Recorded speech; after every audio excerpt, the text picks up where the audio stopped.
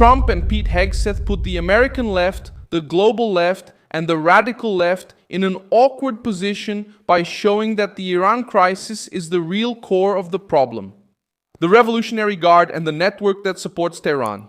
This Tuesday, May 12, 2026, Washington intensified financial, military, and diplomatic pressure against the Iranian regime. While sectors of the left tried to turn the United States' reaction into a political scandal, the American left was fiercely attacking Trump's decisions until they started to show practical results for global stability. So now the debate has moved from pretty speeches to harsh reality. Smuggled oil, weakened militias, Hezbollah bleeding in Lebanon, and the Revolutionary Guard, exposed as a gear of instability that's being fought against.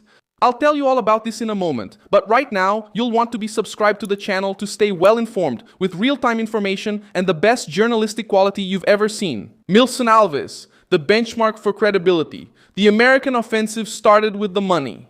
The United States Treasury Department alerted banks about attempts by the Revolutionary Guard to evade sanctions and keep their networks running. In the same move, Washington announced measures against 3 individuals and 9 companies accused of facilitating shipments of Iranian oil to China, with connections in Hong Kong, the United Arab Emirates, and Oman. This part of the crisis is decisive because it shows how Tehran tries to survive outside the rules. When Trump targets this system, he's not attacking an abstract idea. He's hitting the cash flow that funds Iranian pressure in the Middle East. Hegseth entered this crisis defending the military rebuilding of the United States and the protection of the chain of command. The left tried to use the debate about ammunition and the budget to say that Washington was lost, but the news itself shows that the war consumed expensive weaponry and sparked a dispute over restocking supplies. The government started to advocate for a $1.5 trillion budget to rebuild strength, speed up production, and prevent Iran, China, and Russia from interpreting any delay as weakness. For Hegseth, you can't face a crisis of this size with a worn-out arsenal, a slow industry, and troops caught in the middle of a partisan dispute. The American left tried to turn the tables using the Mark Kelly case, but ended up caught in a contradiction. While accusing Hegseth of persecution, they avoided facing the most sensitive point. Politicians started speaking directly to the military in the midst of the crisis. He was reacting to an attempt to turn military discipline into a political soapbox. Just as the Revolutionary Guard was threatening maritime routes, Iran's allies were moving in Lebanon, and Iranian financing networks were coming into the crosshairs of the United States. In Lebanon, Hezbollah became the clearest proof that Tehran's supporters are already paying a high price. According to Reuters, the group entered the war alongside Iran on March 2 and suffered heavy military and political setbacks. The report points to heavy losses, the displacement of hundreds of thousands of people from its support base, and growing pressure within Lebanon itself. Hezbollah, founded with the support of the Revolutionary Guard in 1982, tried to use the war to regain strength, but ended up showing the cost of serving as Tehran's regional arm to Trump and Hegseth. This wear and tear proves that pressure against Iran also needs to reach its external allies. In Iraq, the signal came in a different way. Reuters showed that many militias backed by Iran were not willing to openly enter the war, even though Tehran had invested in these groups for decades and spent billions of dollars on them. The report points to networks weakened by leadership losses, broken supply lines, the loss of Syria as a safe base, and commanders more interested in political power and local business. This fact changes the perception of the crisis. Iran still threatens, but its network already calculates the cost before acting. When allies start to hesitate, Tehran's image of absolute strength loses support. The crisis also came close to Chinese interests in the Gulf.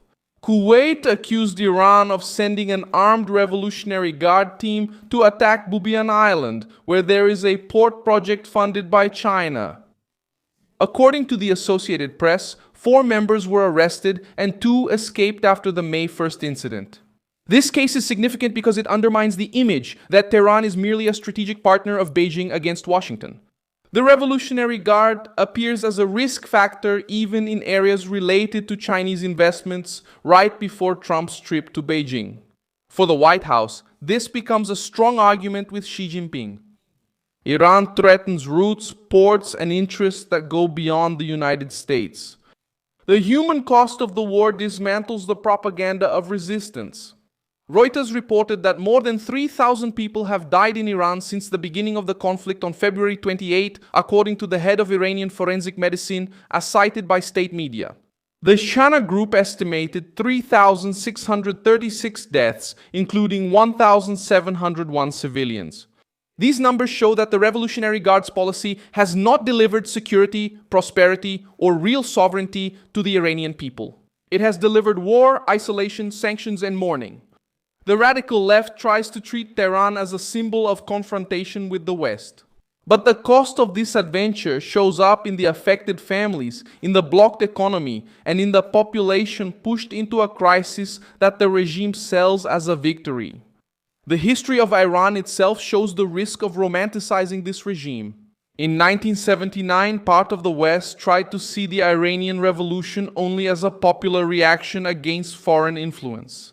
Shortly after, radical students took over the US Embassy in Tehran and held more than 50 Americans hostage for 444 days. The State Department records that the crisis began on November 4, 1979, and deeply marked the relationship between Washington and Tehran. The lesson has lasted for decades.